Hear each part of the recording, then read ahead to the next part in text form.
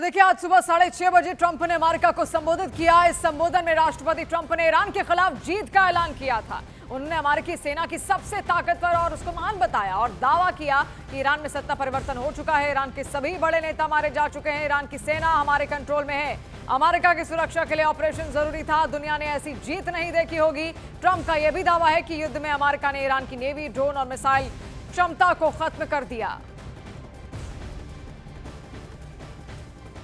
I've made clear from the beginning of Operation Epic Fury that we will continue until our objectives are fully achieved. Thanks to the progress we've made, I can say tonight that we are on track to complete all of America's military objectives shortly, very shortly. We are going to hit them extremely hard over the next 2 to 3 weeks. We're going to bring them back to the Stone Ages where they belong. Discussions are ongoing. Regime change was not our goal. We never said regime change, but regime change has occurred because of all of their original leaders' death. They're all dead. The new group is less radical and much more reasonable. Yet if during this period of time no deal is made, we have our eyes on key targets. Our enemies are losing in America, as it has been for 5 years under my presidency, is winning, and now winning bigger than ever before. Before discussing this current situation, I also want to thank our troops for the masterful job they did. और देखिए Saudi अरब में Iran का एक बड़ा drone attack भी यहां पर सामने आया है। इस बीच सऊदी अरब में यूएस बेस को टारगेट किया गया। और देखिए इसी के साथ सवाल अब लगातार जिस तरीके से संबोधन यहां पर ट्रंप की ओर से दिया गया है, अरब नेशंस भी अब उस पर क्या वाकई उसी तरीके से भरोसा करेंगे या फिर नहीं, क्योंकि उनके लिए ही अब उसको स्ट्रेट ऑफ हॉर्मुज के आसपास या ईरान को घेर कर रखना एक मजबूरी यहां पर बन गई है। तो ट्रंप आकर देखिए कैसे यहां पर फंसे। नेटो पर ट्रंप ने एक तरीके से चुप्पी यहां पर साध कर रखी। नेटो देश ने उनका साथ यहां पर बिल्कुल भी नहीं दिया। इसके अलावा भी और कई ऐसे सवाल हैं जो लगातार ट्रंप के जहन में भी यहां पर है, क्योंकि नेटो से दूरी, इसके अलावा भी जिन जिन देशों से, अरब नेशन से भी उनने हेल्प मांगी, वो भी सामने नहीं आए। ईरान जंग में बंधक बन गए ट्रंप। ईरान ने फैलाई जंग, फंस गए ट्रंप। फरवरी के आखिर में यूएस इजराइल ने ईरान पर अटैक किया। सुप्रीम लीडर तक को मार दिया गया। न्यूक्लियर साइट पर हमले हुए। लेकिन ट्रंप का मकसद अभी तक अधूरा है। ट्रंप ईरान में रिजीम नहीं बदल पाए, हॉर्मुज को खुलवा नहीं पाए। यहां तक उनके ईरान में न्यूक्लियर ठिकानों को तबाह करने के दावे पर भी सस्पेंस हैं। क्या ईरान के पास कोई ऐसी गुप्त रणनीति है जिसके सामने अमेरिका की ताकत भी बेअसर हो रही है? क्या ईरान इस जंग को सीधे लड़ने की बजाय फैलाने यानी डिफ्यूज करके लड़ रहा है? क्या स्ट्रेट ऑफ हॉर्मुज को ईरान ने अपना सबसे बड़ा आर्थिक हथियार बना लिया है? क्या हिजबुल्लाह, हूथी, इराकी मिलिशिया और सीरिया में बचे हुए विद्रोहियों के जरिए ईरान ने एक साथ कई मोर्चे खोल दिए हैं? और सबसे बड़ा सवाल, क्या हार न मानने की रणनीति के जरिए ईरान अमेरिका को एक लंबी, महंगी और राजनीतिक रूप से नुकसानदायक जंग में फंसा दिया है? तो देखिए सऊदी अरब में ईरान का एक बड़ा ड्रोन अटैक भी यहां पर हुआ, जहां पर सऊदी अरब में अमेरिकी बेस को टारगेट किया गया है। सऊदी अरब का 4 ईरानी ड्रोन मार गिराने का दावा भी यहां पर निकलकर सामने आया, जो कि जितने भी वहां पर डिफेंस सिस्टम रखे गए हैं वो अमेरिकी डिफेंस सिस्टम ही यहां पर हैं। और ये जो अटैक यहां पर हुआ है ईरान की ओर से किया गया सऊदी अरब पर, और अमेरिकी बेस को यहां पर टारगेट किया गया है। यानी ईरान की ओर से तो साफ संदेश देने की कोशिश है कि हम तो नहीं रुकेंगे, तब तक नहीं रुकेंगे जब तक आप हमारी शर्तों के हिसाब से यहां पर चलने को तैयार नहीं होते। और ईरान पहले ही कह चुका है कि बहुत तरीके से अब आसानी से स्ट्रेट ऑफ हॉर्मुज का इस्तेमाल यहां पर हो गया, लेकिन अगर आप किसी भी जहाज को वहां से निकलना है, किसी भी देश को वहां से निकलना है, तो उनको टैक्स या टोल वहां पर देना पड़ेगा। आप देखिए किस तरीके से भयंकर हमला यहां पर हुआ। आप देखिए सऊदी अरब में यूएस बेस को यहां पर टारगेट किया गया है।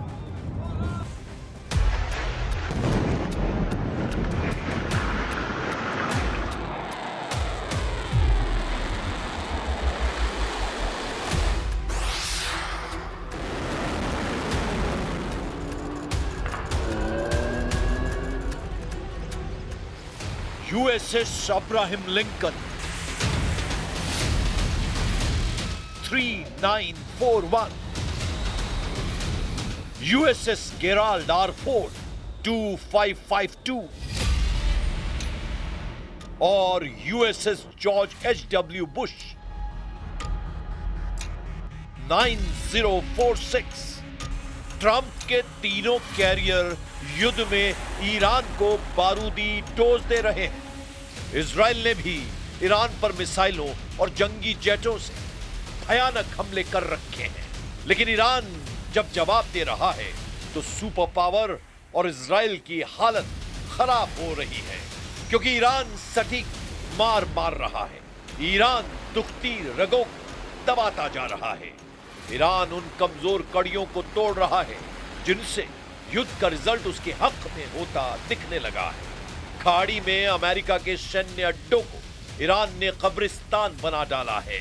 खाड़ी देशों में अमेरिका को मदद पहुंचा रहे देशों को ईरान जमकर पीट रहा है। ईरान के टारगेट पर अब अमेरिका की वो कंपनियां हैं जिनकी दौलत से ये युद्ध चल रहा है। ईरान के रेवोल्यूशनरी लड़ाकों ने ट्रंप को फाइनेंस करने के आरोप लगाकर 18 मल्टीनेशनल कंपनियों की बुनियाद हिलाने की धमकी दे डाली है।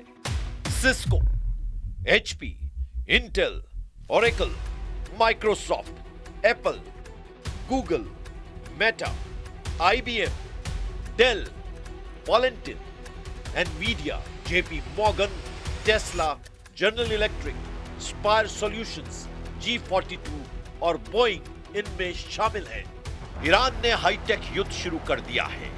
बारूदी हथियारों के साथ साइबर वॉर में अब इजराइल अमेरिका को ईरान की डिजिटल आर्मी से लोहा लेना पड़ेगा। लेकिन ट्रंप ने युद्ध के सबसे भयानक दौर में नेतन्याहू को झकझोर देने वाला झटका दिया है। ट्रंप ने ऐलान किया है वो ईरान युद्ध से 3 हफ्तों के अंदर बाहर निकल लेंगे। इसके बाद जंग की जिन्हें जरूरत है वो देश ईरान से निपटे। I've made clear from the beginning of Operation Epic Fury that we will continue until our objectives are fully achieved. Thanks to the progress we've made, I can say tonight that we are on track to complete all of America's military objectives shortly, very shortly. We're going to hit them extremely hard over the next 2 to 3 weeks. We're going to bring them back to the Stone Ages where they belong. Iran युद्ध का control Trump के हाथ से फिसलने लगा है, इतनी तेजी से कि वो खुद अपनी कही बातों पर टिक नहीं पा रहे हैं। जो दावे उन्होंने किए हैं वो सब बेमानी होते जा रहे हैं। युद्ध की शुरुआत में ही ट्रंप ने दावा किया था कि 3 से 4 हफ्तों में वो ईरान में तख्ता पलट कर देंगे। ट्रंप ने दावा किया था कि अमेरिका ईरान के सभी हथियारों को बर्बाद कर डालेगा, लेकिन युद्ध दूसरे महीने में है, पहले से कहीं ज्यादा विस्फोटक है। भीषण युद्ध के बीच ईरान ने बैलिस्टिक मिसाइलों के प्रोडक्शन और इन्वेस्टमेंट को तेज रफ्तार दी है। ईरान ने एतमाद मिसाइलों का सफल ट्रायल किया है। एतमाद मिसाइलों को डिफेंस सिस्टम को चकमा देकर सटीक हमलों के लिए जाना जाता है। एतमाद मिसाइलें डिफेंस सिस्टम के 3 इंटरसेप्ट्स को चकमा देकर सटीक हमला करती हैं। ईरान ने स्ट्रेटेजिक जगहों पर बैलिस्टिक मिसाइलों का प्रोडक्शन और उन्हें अपग्रेड करना शुरू किया है। आईआरजीसी के एरोस्पेस ऑपरेशन के फुटेज से एतमाद मिसाइलों की जानकारी मिली है। मतलब यह है कि ईरान के मिसाइल गोदाम खाली नहीं हुए हैं। ईरान में इस्लामिक कट्टर सरकार बरकरार है। ईरान के नए सुप्रीम लीडर मुस्तफा खामनेई युद्ध में जीत की गारंटी दे रहे हैं। रेवोल्यूशनरी रॉकेट फोर्स ने दावा किया है कि 12 घंटों के भीतर 100 बड़ी मिसाइलों, 500 से ज्यादा अटैक ड्रोन और 200 से ज्यादा रॉकेट से दुश्मनों को दहलाया गया है, जिसमें बहरीन में यूएस सेना के बेस और कुवैत में अल अदीरी बेस पर यूएस हेलीकॉप्टर यूनिट को ड्रोन बमों से उड़ा दिया गया है। ईरान ने सबसे ज्यादा तबाही इजराइल में मचा रखी है, जहां उसे हिजबुल्लाह और हूती से पूरा समर्थन मिल रहा है। युद्ध में साथ दे रहे हिजबुल्लाह चीफ नईम कासिम की ईरान के सुप्रीम लीडर मुस्तफा खामनेई ने जमकर तारीफ की है, क्योंकि हिजबुल्लाह लड़ाकों ने गजा इजराइल के हथियार गोदाम को रॉकेट के हमलों से जला डाला है। ईरान के तूफानी हमलों के बाद इजराइल युद्ध में नए अलायंस की कोशिशें तेज कर रहा है। पीएम नेतन्याहू ने पहले ही बता रखा है कि वो अमेरिका के साथ ईरान के उन दुश्मनों का गठबंधन बनाएगा जो युद्ध में शामिल होने के लिए तैयार है। לא רק שחיזקנו את הברית עם ארצות הברית, אנחנו גם יוצרים בריתות חדשות עם מדינות חשובות באזור נגד האיום האיראני המשותף, ואני מקווה שבקרוב, אזרחי ישראל, אני אוכל לספר לכם יותר על הבריתות החשובות האלה. ईरान को अमेरिका इजराइल ने मिलकर युद्ध में उलझाया, फिर खाड़ी देशों ने ईरान के खिलाफ मोर्चा खोला। इतने पर भी जब ट्रंप को जीत का भरोसा नहीं हुआ तो उन्होंने नेटो फोर्स को ईरान युद्ध में आने के लिए उकसाया। यूरोप के देशों को भी अमेरिका ने दोस्ती का हवाला दिया, लेकिन यूरोप के देश खुद को इस आग में झोंकने को तैयार नहीं। ब्रिटेन जैसे अमेरिका के कट्टर समर्थक देश ने भी ट्रंप को मायूस कर दिया है। The conflict in the Middle East has now entered a second month. And while we're working at pace for de-escalation and peace, it is now clear that the impact of this war will affect the future of our country. So today I want to reassure the British people that no matter how fierce this storm, we are well placed to weather it, and that we have a long-term plan to emerge from it a stronger and more secure nation. Trump NATO पर भड़के हुए हैं। Trump Europe से नाराज है, लेकिन वो NATO summit में शामिल हुए हैं। उन्होंने आर्टिकल 5 पर कमिटमेंट भी कर दिया है। With it, that's why I'm here. If I didn't stand with it, I wouldn't be here. So you would defend countries even Well, what if they did I don't pay just up their say? fair Yes, share? of course. Why would I be here?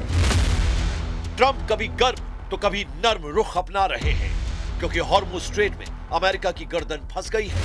भौगोलिक तौर पर Hormuz Oman की खाड़ी और फारस की खाड़ी के बीच का एक जल डमरू मध्य है।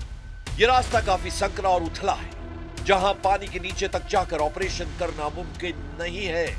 हॉर्मुज का भूगोल ईरान के पक्ष में है। यहां पर अगर अमेरिकी सैनिक उतरते हैं तो उन्हें युद्ध लड़ना होगा, जो काफी मुश्किल है।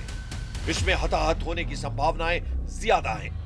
रास्ते के संकरा होने से यहां युद्धपोत ले जाना मुश्किल है।